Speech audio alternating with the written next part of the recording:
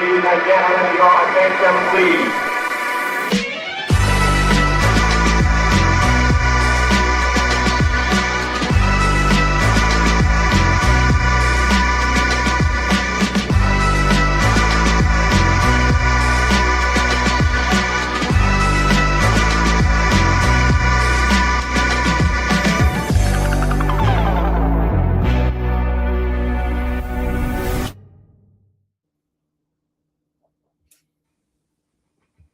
Hello. I'm Marlon Weems, and I am the publisher of the Journeyman, which is part of an ongoing series of conversations that I have with different writers, thinkers. I hesitate to say thought leaders and organizers that I respect. And one of those people is my good friend, Mark Mansour. And Mark has America's Fractured Politics. And Mark, I'll let you talk a little bit about what you do, and then we'll just jump in. Sure. Well, first, thanks for having me. This is a pleasure. Absolutely. I'm looking forward to it. You never know which way the conversation is going to go with you, which I love. America's Fractured Politics was my brainchild. I came up with this back in the middle of 2024. I wanted to talk about the issues of the day, put them in context, offer some opinions, try to keep it sane without going too far over the edge, but, showing a little anger every now and then. So I try to follow issues on a daily basis and see what's interesting, and then I'll write a piece. And I publish it every other day. And that led to a podcast, which is also called America's Fractured Politics, which I do twice a week. And that goes into more detail than my posts. And basically, it kind of touches on issues that, like, for example, today's was about Palantir, the ridiculous superstructure that they've imposed on us that eats our privacy like marshmallows. So it's an issue that's, I think, important, and I try to do that every so often. So that's America's Fractured Politics. Well, it sounds like we talk about a lot of the same things, which, I guess is why we meet up in forums like this, huh? Reinforcement. Every time I do this, I always start off by saying there's not much to talk about because there's so much to talk about. Where do we start? You first. Let's start with that absolutely horrible, execrable post that Donald Trump put up a little over a week ago of the Obamas. I mean, to tell you I was angry would be understating it. I'm angry because he gets away with this shit. I'm angry that we have a racist as president of the United States. And I'm angry that a lot of people don't see this for what it is, which is his hatred of the Obamas, his inability to look at anybody with charity, and his rampant bigotry. It dates back to the 60s, the early 60s, when he and his father were doing projects in the New York metropolitan area, and he would constantly discriminate against African Americans. So this is just of a piece. It's the same thing, but as an African American, I'd love to hear your take on it, because I know you were angry, I know you hated it, but what were your thoughts? What did you think? It really didn't surprise me, because ever since I've known anything about Donald Trump, it has been, his racism has been part of the conversation. The part to me that is so disappointing, and, let's just stipulate that the guy's a racist. We got a racist in the Oval Office. What really bugs me is that nobody resigns. How's this chief of staff see this and say, well, and just go and clock in the next morning? Yeah. I mean, not one person has, and not just this. I mean, there are any number of things that have happened, and we're not talking about, this is just in a year's time, all these different things that we can name. Mm-hmm. and nobody quits. So in effect, they're telling us that I guess they're cool with it too, right? Yeah. And you would like to think the people running our country are better than that. Even going back to people that I didn't particularly, care for as far as presidents go, you just felt like in just sort of a basic sense, they were probably good-hearted people, right? I don't feel that way about any of these people. There's nothing good to feel about. It's just it's basically there's no accountability, and it's exactly as you said. You're not going to get punished because you're doing the leader's bidding. You're following his lead. If you follow his lead, you're in good shape. You can be a Hmm. racist, you can be a bigot, you can be a liar, you can be a cheat, you can be a swindler, you can be anything you want to be. Under this president, everything goes. Yeah, it's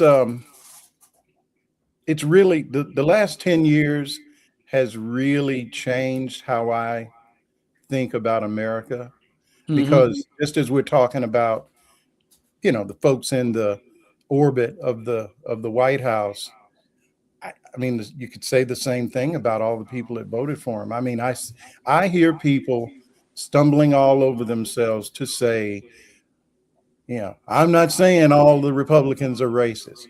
Well, I'm not saying that either. I'm saying racism ain't a deal breaker for them. No, it's not. So, it's sort of like if you've got a friend that's doing something, I don't know, he's robbing liquor stores, and you still keep hanging with him. I mean, well, you didn't rob the liquor store, but you're kind of, you're cavorting with criminals, I guess, right? You're an accessory. Let's put it Yeah. that way. So I Yeah. look at it the same way.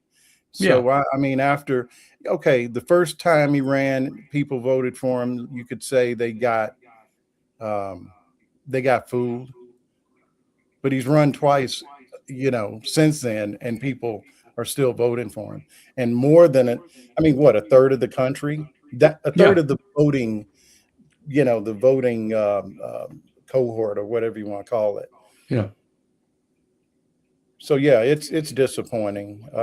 I never ever thought that I would consider moving out of the country until the last few years. Thought crossed my mind a few times. Now we're to the point where, as you can see, my wife's back there in the in the background. That's a real person. That's not AI. Hmm. Look, bread has got to be cooked, and if you're cooking bread, it's got to be removed from the oven. And so, Mark, this expensive set that I have here is in my kitchen. So, so I'm actually the intruder here. It actually works really well.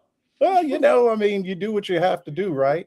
I mean, that sums up independent journalism in one frame, doesn't it? It We're does. just out It here, does. just literally by the by the bootstraps, you know. Yeah. Yeah. I've got my little So, studio here where I record my podcasts, and it's on my computer, and I've got a microphone, and I sit down and I do it. And, it's not high tech, but it works really well. Hey, well, yeah, go right ahead. did you see any of Pam Bodney today? I don't know if you heard my wife in the background. It was just like a sigh of anxiety because I was here by myself today at home. Everybody was, running errands, and I have a hard time listening to this lady. And I use the term lady loosely. She is just poison, isn't she? I mean, look,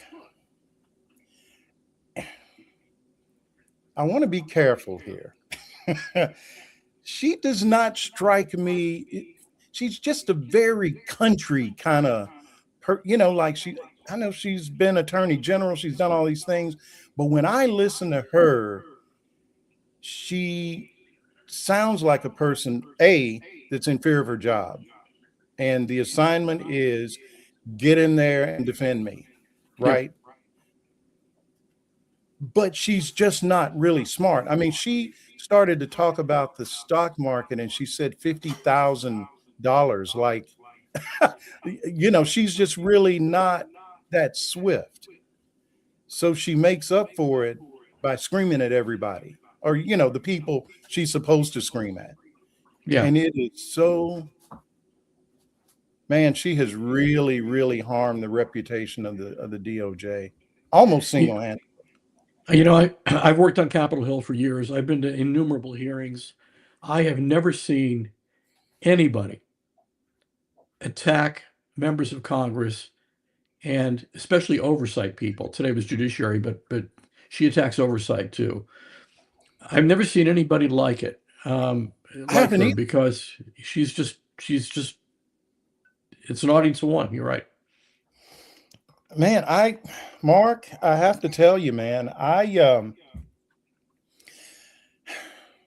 don't understand this class of folks that Trump has been able to assemble. He's got you have to give it to this guy. He's got a real talent for finding people who morals on it, all that silly stuff we were brought up to believe is Hmm. kind of fungible. They can, take it or leave it. And if they have to lie or do whatever for the job, I mean, because really, I don't even know what the attorney general makes. It's not $1 million, right? I mean, so they're easily bought off. Yes, they And I are. mean, a lot of it's they have to believe what they're selling, right? I think a lot of them do believe what they're selling. I think some of them are probably suspicious of him and afraid of him and think he's crazy, but they still go along. Well, if you think about Pam Bondi, I mean, she's got to know what she's dealing with. She was the attorney general in Florida. Yeah. And I think back the first time she ever, got on my radar was with regard to Trump University. And, I knew we were in trouble from the beginning, but I really knew when right before he got sworn in, he paid off the Trump University thing. I think it was $25 million. And I'm like, wait a minute. So the president is settling a fraud case, basically. And next week he's going to be sitting in the Oval Office. Yeah. She had the opportunity to do something about it. And as I recall, she opened a case and then he made a donation and she kind of let it go by the wayside. That's how it worked. Yeah. And that tells you just exactly what kind of person she is. Yeah. And We know what that's, kind of person look, he man, is. I mean, we could go on and on about her, but and doesn't have anything to do with her being a woman, because all you got to do is just look over at the FBI, Kash Patel, same thing. Yep. And that guy, if we had, if we just had a government that was working at 30%, this guy perjured himself. I mean, think about it. These Epstein files, how many times did Patel come in these different hearings? I don't know, oversight, I think, was one. There's nothing to see. It's all wrapped up. We've looked it over. And then a month or two later, we just found 3 million more files. I mean, what the hell? Did you know that I just learned this? Pam Bondi was spying on members of Congress to see what they were looking at in the Epstein files. I saw this. I saw a screenshot. Again, these Of are Pramila not the Jayapal. tools in the drawer. Yeah. And she had her little, it was Jayapal. Because it took me a second to understand what I was looking at. So make sure that I know what I'm talking about here. They opened the, unredacted everything for folks to go look at them, look at these documents. And so what they did was tracked what people searched for. That's exactly what happened. Man, if they worked half as hard to just get I mean, think about what would have happened if, like I'm not a lawyer. I watch a lot of Law and Order and stuff like that. What if they would have just dumped all these documents at once? I mean, we're talking about millions and millions of pages of documents. I don't even know if will we still be talking about this? Yeah, we probably would be, because people will be finding stuff by the bucket loads. You're going to have armies of people going through those documents. And if they were to unredact everything, I am sure that they would find what they were looking for within days. You wouldn't have to look through 3 million documents to do it. I noticed the other day, the guy who used to be he was the CEO of a company, venture capital firm, Apollo. And, Leon, bear with me, it'll come to me. But the point is, Leon Black, he stepped down from his company. And this is kind of puzzling to me because I was hearing about his name, is it Wexler, that Yes, associated with the limited brands and a few other names. And I was like, well, why is this news? Because Leon Black was the chairman of Apollo, and he resigned in 2020 specifically over Epstein related stuff. So it's been known. It's what, there's a lot of stuff that hits the tape. And I guess there's such a fire hose of information, something like that just sort of, it just gets sucked up into the mix and people don't really pay much attention. But that happened 6 years ago. So we already knew about this guy. Now, I'm sure there's a lot more data behind it, right? But I'll tell you what else on this topic, and it's embarrassing, honestly, is look at what's happening in the UK and Lithuania, I think. And people are doing the honorable thing and resigning. People are resigning. And not only that, I saw that I think it was the head of the Olympic Committee, maybe, that because his name's come up. I mean, all these people, and I want to, you talk for a second. I'm going to look and make sure I got that right. But I am seeing so much crazy stuff about people that and just all these positions of power. I mean, that's what it comes down to. But outside of America, the reaction and the results are just so different. And we're not hearing the names here. We're only hearing a fraction of names. I mean, they're hiding it all very well. They're hiding Trump's friends and protecting them very effectively. And I think that's the objective, and that's why all the redactions, and that's why it's going to be very hard to get at them. Well, at what point do people start leaking stuff? I mean, that's the thing. I keep waiting. That really surprises me because, man, there is a whole lot here. I'll tell you something. The first time I ever heard anything like the name, it wasn't even the name, I don't think, of Epstein. It was when I was still working in New York, on trading desk, slow day, people are just talking about whatever. Usually it's sports related. And I remember one of the guys on the desk talking about this guy who had this book with everybody's name in it. And the whole story. I now know it was the Epstein story. And I was just sort of like, dude, come on. Nobody's doing anything like that. No. Seriously, man. And he was, this particular guy lived in New York for a long, long time. And, he was naming different, actors and different people talking about these parties. And he was sort of in not that particular scene, but you've spent time in New York. There's a social scene where you get invited to all the right parties and so on, especially if you work on Wall Street.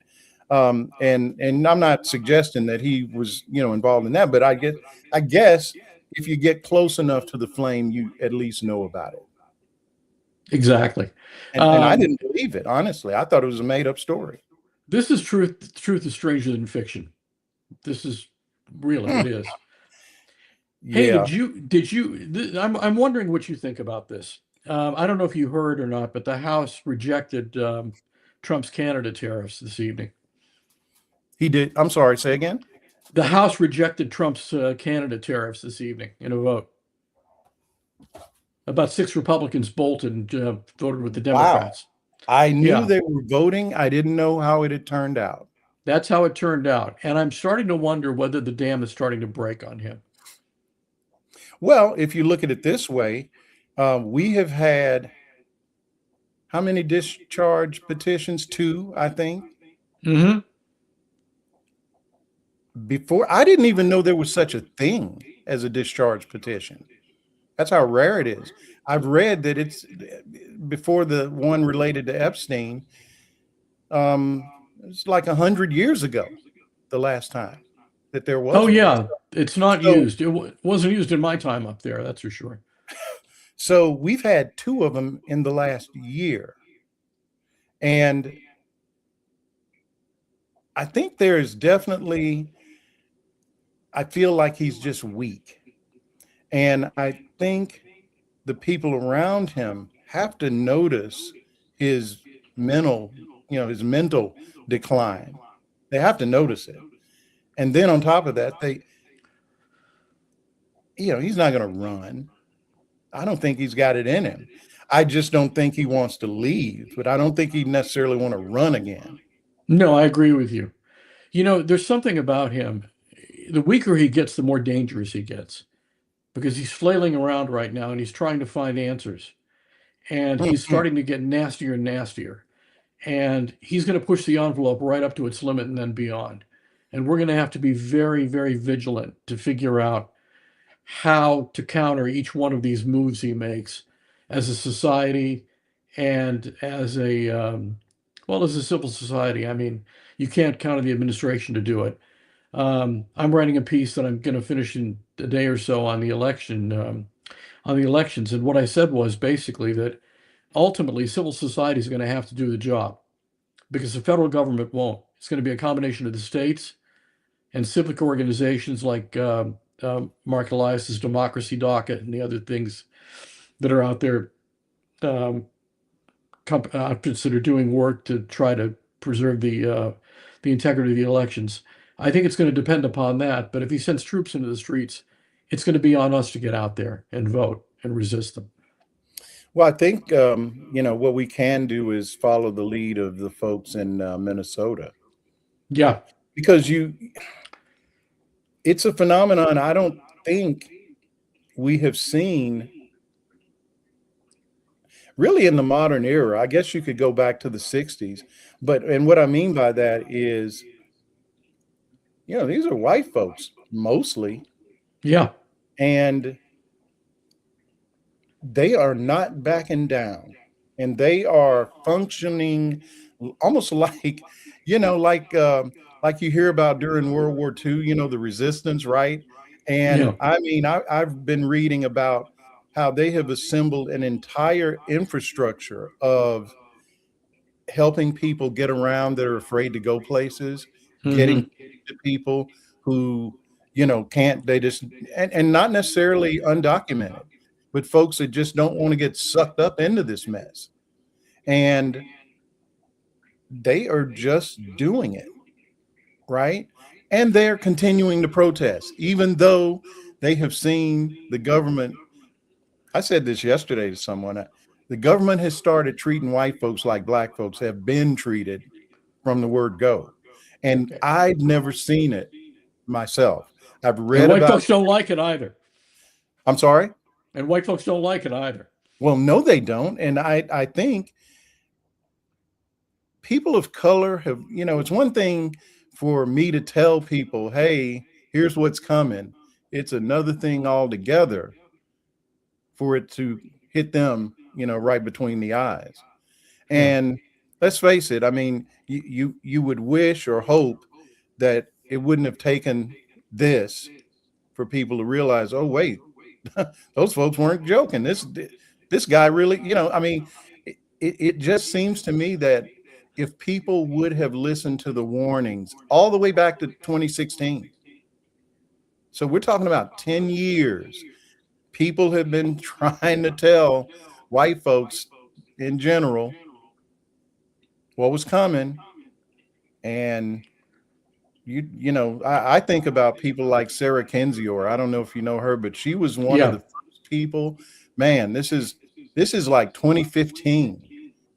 I ran across her on Twitter, and I'm like, who is this lady? And then you would see her, and she was one of the first people that I saw that had a background in studying, kleptocracies and this sort of gangster capitalism shit, Yeah.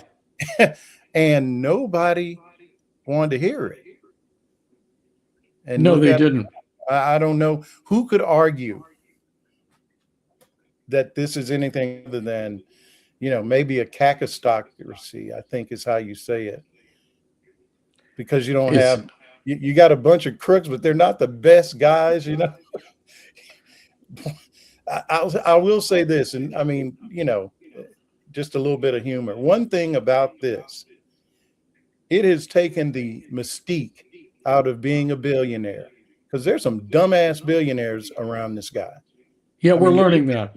oh my gosh, I worked around Howard Lutnick. The last desk that I ran was in a partnership with Cantor Fitzgerald, which was he was the CEO of Cantor before he took this job. Hmm. We didn't hang out, but I mean, my desk was on the floor below his international desk. I mean, 100 guys. So I, had enough contact with the guy. He always struck me as a little bit sleazy, but I didn't think he was dumb. I mean, did he He's really dumb. think we would never find out about him going to the island? I mean, did he really think that? Well, the story is great. I mean, here he is talking to reporters to try to describe what happened. And well, I was with my wife and my children and my nannies, not nannies. Right, plural. And yeah, and we we're all there. We had lunch for an hour and then we left. Well, That doesn't even make sense. who interrupts a boat trip to go have lunch with Jeffrey Epstein Thank you. for an What was he? I hour with mean, his wife what and was he, nannies and then stranded at leaves? sea and he was looking for? I mean, it doesn't make sense. And here's the other part of that story. He brings up his wife, children, and assorted nannies, and I think he said there was another couple with in their group, and he brings it up as if that's like a mitigating piece of information. And I'm like, you took your wife and children up into that mess? That makes it worse to me. You know what I'm saying? Because think Yeah, about it. His original story was he and his wife just walked in the guy's house and they were so put off by what they saw. by the And now sleaze. you're Yeah, telling me 5 or 6 years later, you're taking your whole freaking family, you're taking your children to the island. it's all Dude, pretty bizarre. It's all it's pretty bizarre. I guess And that's the best story you could come up with. well, they all think we're dumb too. And the thing is, they're dumb.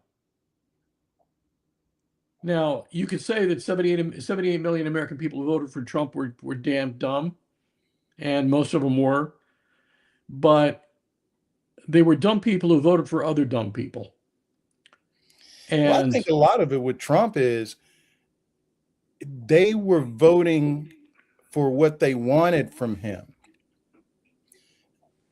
Tax cut, mass deportation, whatever you pick.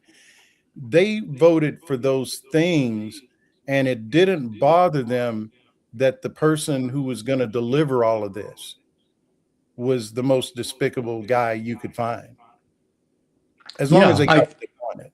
yeah, they ignored the rest. And that's a moral failing in the people who voted for him.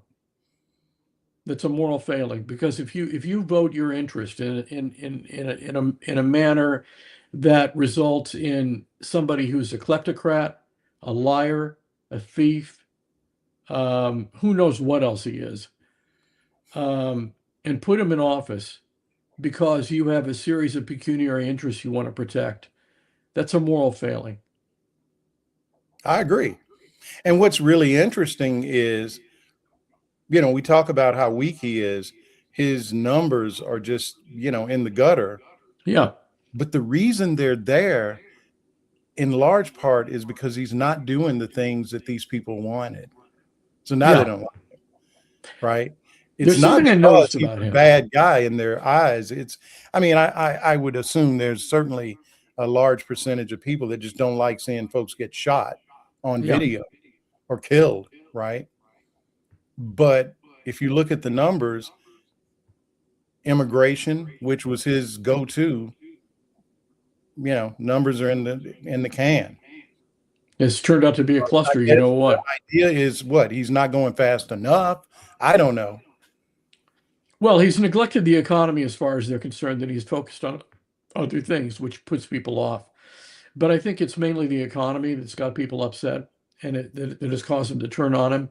But then there's a piling on effect when you start seeing what's happening in Minneapolis, when you start seeing what's happening with immigrants around the country, when you see the way ICE behaves, when you hear about all of the ridiculous projects, the ballroom, the tearing down of the East Wing of the White House, the building of this arch, and you can go on and on and on. Yeah, People this arch. notice What that. is that all about? I keep hearing He about it, but I just haven't paid much attention to it. When he first went to France in his first term, he saw the Arc de Triomphe, and he was so taken by it, he wanted one of his own. And he actually wants to name it the Arc de Trump. Of course he does. Yeah. I have never encountered a person with this need to put their name on every single thing.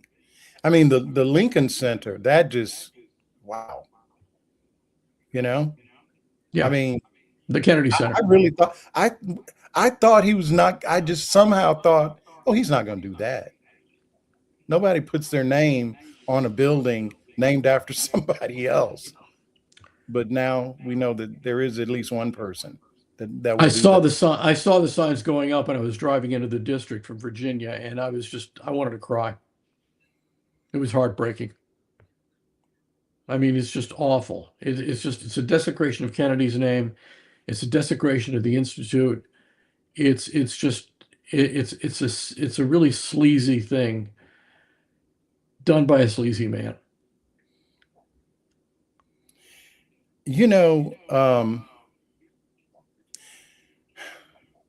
That's the part that really makes me sad. And I have never been, I didn't serve in the military. And I don't want to say I haven't been patriotic, but I wasn't one of these people that flag waving, kind of thing. Now I will say, after 9/11, that kind of changed. I was in New York at the time. I'd really only been there. Shannon and I had only been there for about a year. And I think this is a good example of the difference in how we as Democrats or people on the left, non-Republicans, behave. I did not vote for George W. Bush. Nor did I. As a matter of fact, if you remember, just the whole way that he got into office, I thought it was dirty. But what? 9 months later, 9/11 comes along. He was our guy. Yeah. Nobody, I mean, it was not even a question. It was like, Yeah. okay, this is the guy that's going to get us out of this shit. And Turned out he nobody, was the guy who got us into it. I know, little did we know, right? But I just think about the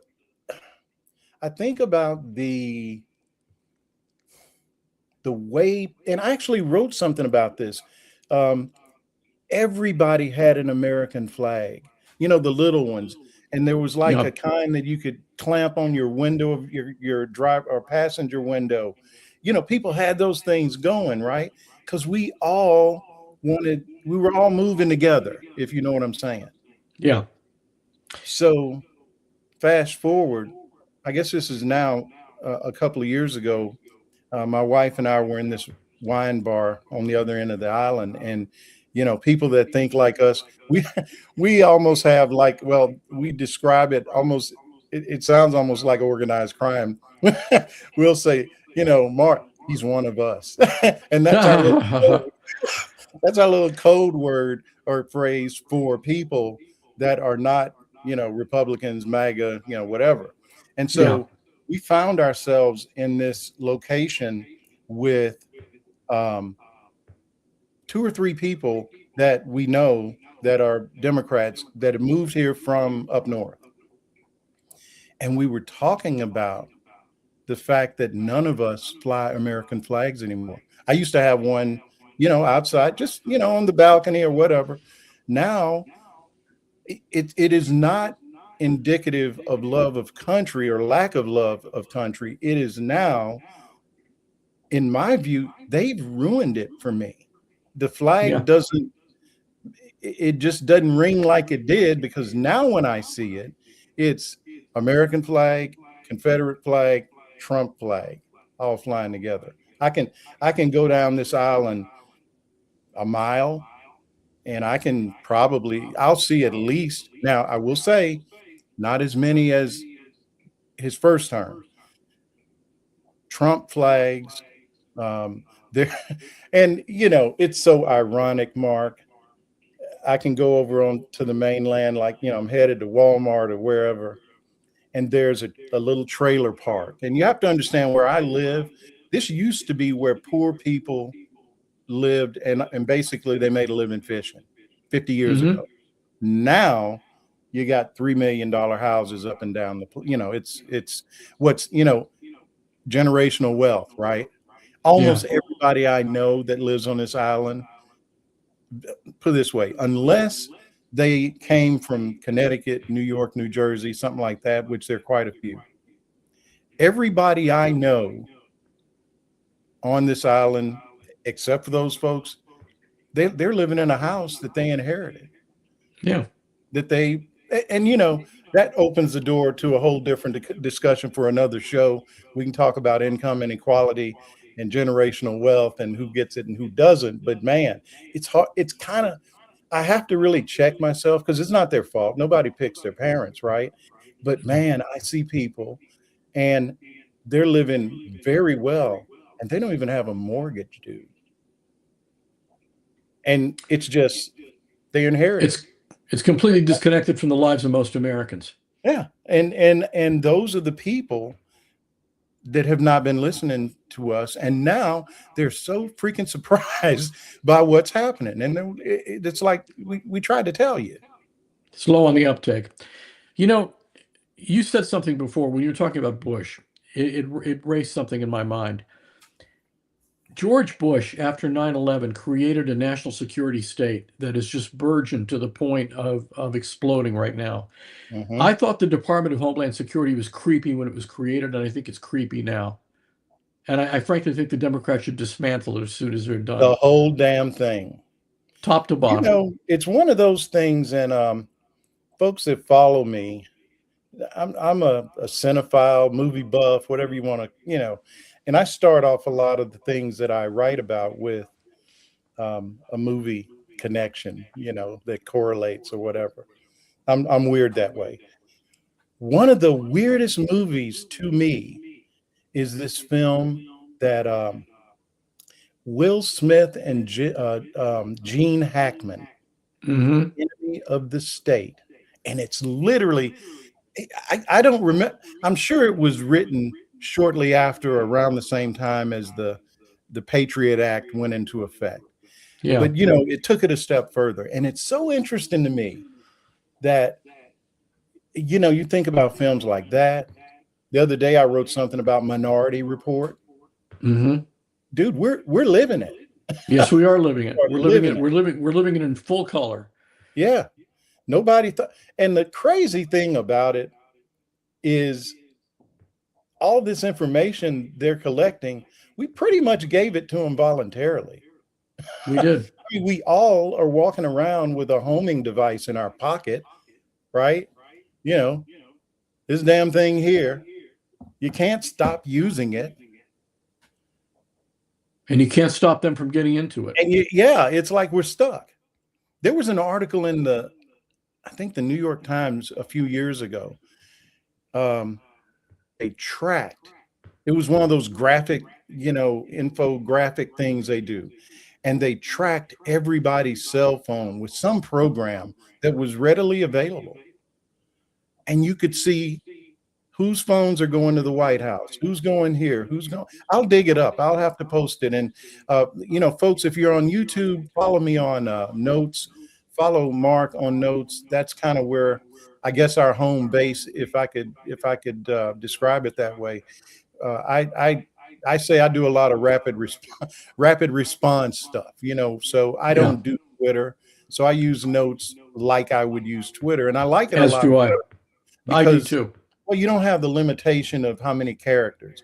I try not to, if I'm going to write more than a couple of hundred words, then that's going to go in a piece that I'll email out to subscribers. But just during the day, different things hit me, and maybe it's a video I see, and I post a lot of that stuff. So anyway, all that to say, I posted something with the Minority Report comparison because, you know, basically they are, for all we know, they're in this chat room.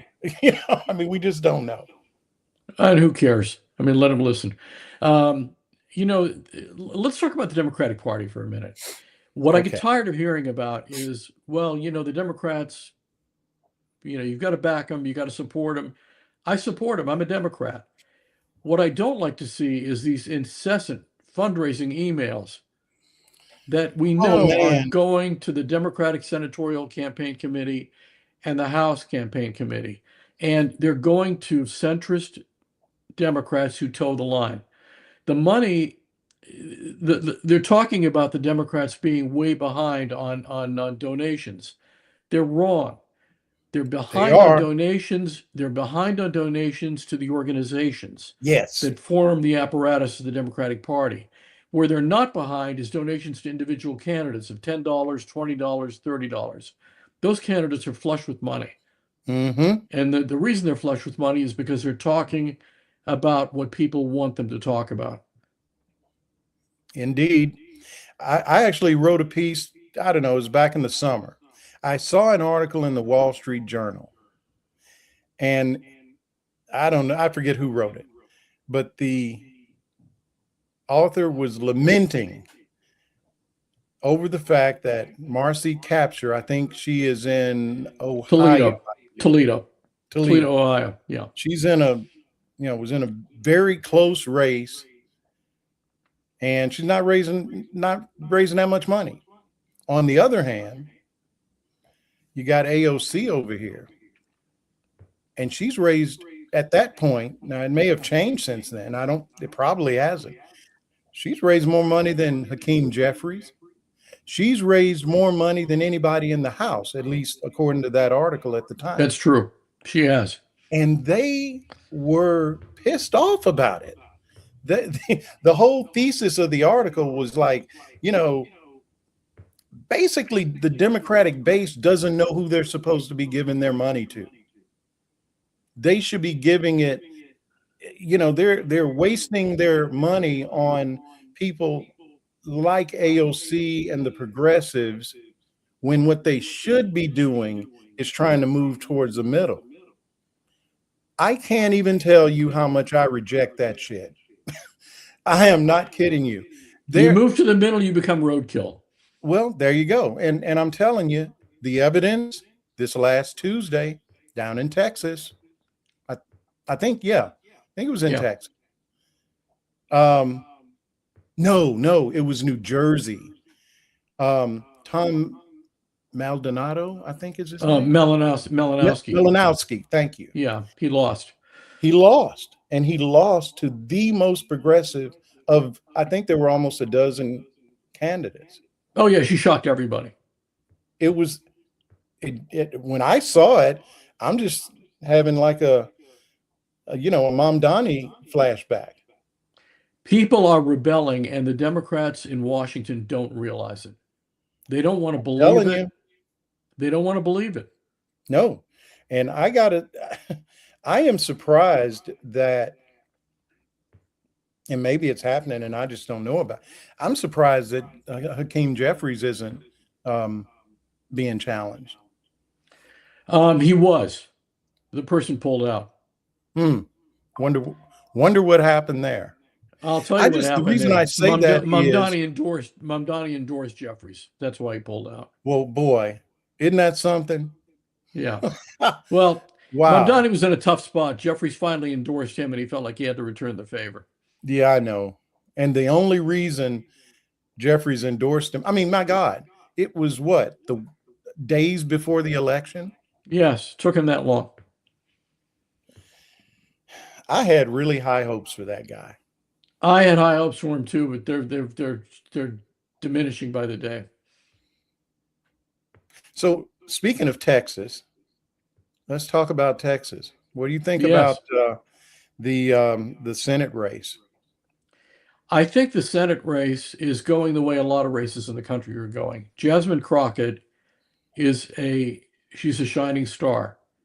She's like AOC in many respects. Mm-hmm. She's going to attract a lot of attention. Now, people are going to say, well, an African American woman's not going to win in Texas. I'm not convinced of that. I don't You know believe that's what? I'm true. a data guy. Just show me the evidence. I hear Yeah. you if that's what you feel, but why not?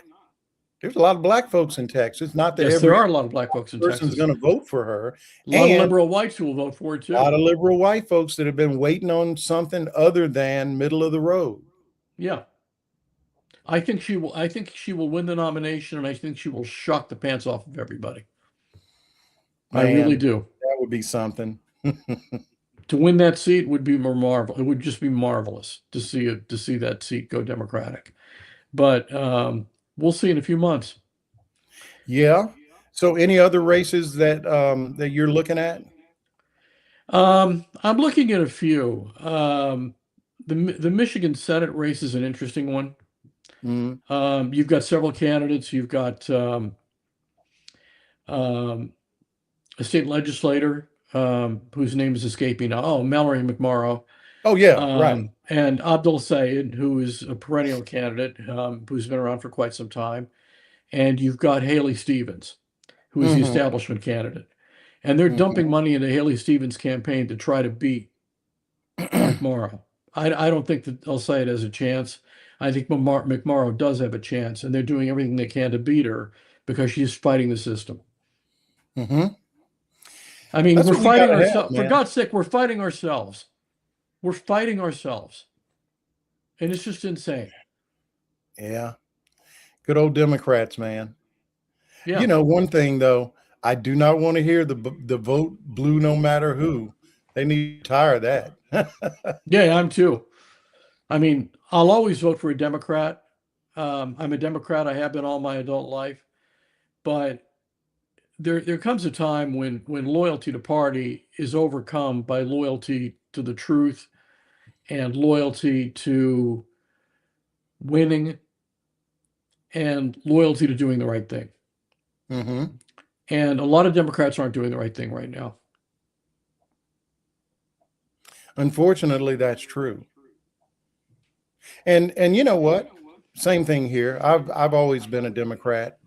I'm one of those weird guys. I was, one of the few Democrats that, sitting on a trading desk on Wall Street, you're kind of a duck out of water, I guess. But, not that there aren't any others, right? But of course, it was easy to get on the bandwagon when Obama won.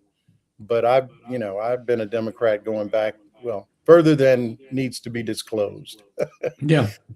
But like you said, there comes a time, and I don't know what the solution is in terms of getting people like the James Carvilles. And one thing I've noticed about politics, at least the way Democrats play the game, there is little to no succession planning. You got to give Republicans one thing. There'll be another person to fill Marjorie Taylor Greene's slot just like that. I mean, That's whoever right. heard of her before she ran, right? They Yeah. just are all the way down to the dog catcher level of politics, right? And they are grooming people, school board, wherever it may be, they're in there. And Democrats just don't do that. I mean, Local look, Democrats are starting to do that. I I'm glad to hear it. But I always think about this, and not, I'm going to say 20 years past the time that I would ever think about running for anything. My closet full of skeletons notwithstanding, but I've never even been approached. And I think, on paper anyway, I probably would, say 20 or 30 years ago, Wall Street guy, ex Wall Street guy, whatever. Um, the only thing the Democratic Party's ever asked of me is money. Yeah, they're good at that. I nearly ran in 1990. I was approached to run for a seat that was held by a Republican. Mm-hmm. And no Democrat had won that seat for a long time. And my response was, "Why the hell should I do this?" They said we think this seat can be won this year, because there were concerns about Bush, Right. George Bush Sr., Mm. and that there might be a Democratic wave. So I commissioned some polling. I forked over some money and commissioned some polling. Um, my numbers with women were astronomical.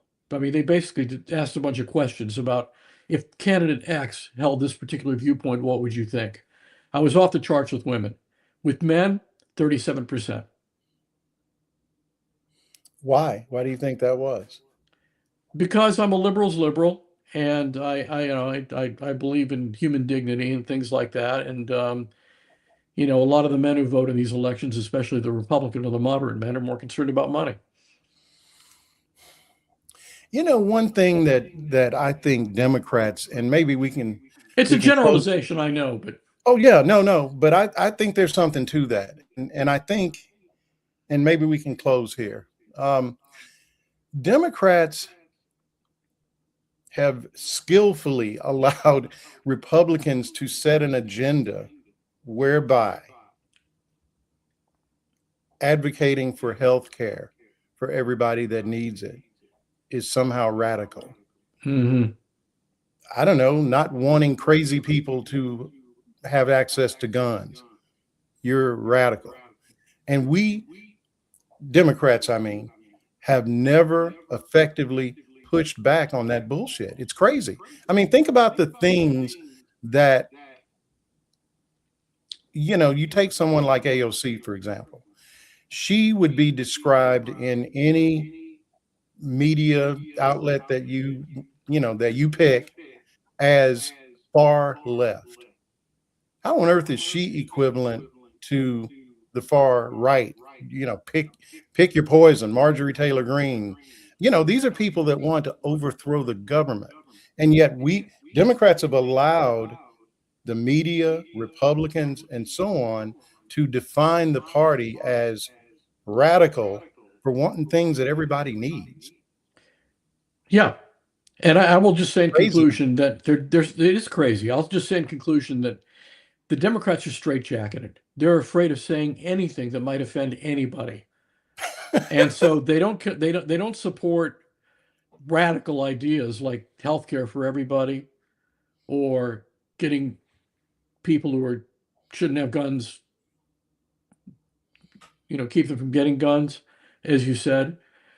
We don't take positions. We're afraid to take positions, and we're terrified of people who do take positions. So what you get is a lot of mealy-mouthed gobbledygook out of the Democrats every election, Absolutely. and a lot of it sounds Republican. And if you go to a Republican or you go to a voter and you say, "I've got this Republican here, and I've got this ersatz Republican over here, is a Democrat who talks like a Republican. Who are you going to vote for?" You vote for the Republican. Of course. And that's why we lose elections, because we don't have And anything that distinguishes us. I think we have Bill Clinton to thank for that. Yes, we do. Yes, we do. Because you were probably in DC at the time, in the mid 90s. I was still in Little Rock, so I wasn't friends with Bill, but everybody kind of knew him and knew what kind of guy he was. It wasn't that hard to be around him. No. And the lab had cooked up the idea that, well, we can't beat these damn Republicans, so we'll be Republicans but nicer or something. Yeah. And that's when you had the Triangulation. Yeah, the Democratic, what was it? The Democratic Leadership Council or something like Yeah. that. Yeah, the DLC. DNC or DN something. And Bill Clinton was like the head of it, and Yeah. essentially, and yada yada yada, crime bill, all these policies that welfare reform that basically were Republican policies. And then you look, even Obama, and man, I love Obama, but we have to be honest. I mean, the health care, hey, the Affordable Care Act has definitely worked wonders for my family. Anybody that isn't working for, just the typical, employer, it's been great. Could have been so much better though, right? Yes, it could have been And I better. think a lot of that is, I mean, let's face it, the plan itself was a Republican plan. And Obama thought, well, I'll just, surely they won't oppose me on this because it's their damn plan. He thought the same thing with Merrick Garland. And man, we got to stop doing that stuff. It never No, we worked. do have to stop doing that stuff. Well, I'll tell you, this has been a pleasure. Mark, it definitely has. As you well know, there's a fresh loaf of bread behind me. So guess where I'm headed next? You're headed for the bread. So look, man, we have to definitely do this again. In closing, Mark Mansour. Mark, tell people how to find you. Your newsletter, and I Certainly. know it's on Substack, but tell folks how to find you. It's on Substack. It's America's Fractured Politics. If you go to the, if you just go do a search for Mark Mansour or America's Fractured Politics, my page will come up. And it's got all of my articles that are posted there from time immemorial. The podcast is easily accessible on Apple Podcasts and on Spotify and on iHeartRadio and YouTube as well. So the podcast can be brought up very easily by just looking for America's Fractured Politics. And it's doing well. I'm really surprised and happy to see that it's in the top 50% of podcasts worldwide right now. Wow. Yeah. Man. So folks, beat it over to your, the platform of your choice and follow Mark's podcast. I'm the Journeyman, Marlon Weems, on Substack, now simulcasting on YouTube and Facebook. If that's your preference, you can find these conversations there. I hope you do. And if you're able, become a paid subscriber to both of our efforts, because I don't think it has to be said anymore now. We're kind of all we got. The media's failing us. Billionaires are taking over everything. So independent media, I don't think, has been more important than it is right now. We're out there working hard. Give us a hand. Yeah, we are. We're sitting in our kitchens and in in our dens, and we're trying to put this out there for the people, right? Mark, I will see you on the other side, my friend. And folks, it's been a pleasure. We'll see Enjoy you next that bread. Take care. Bye-bye.